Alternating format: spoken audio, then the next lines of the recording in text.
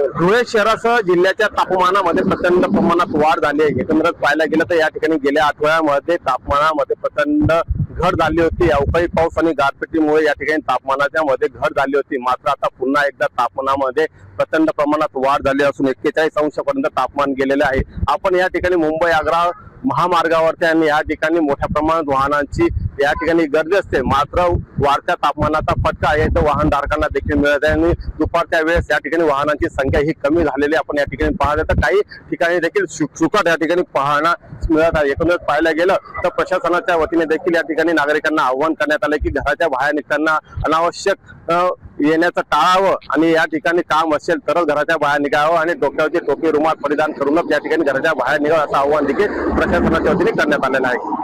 Tushar Pardeshi, Jai Maharashtra news, Dhule.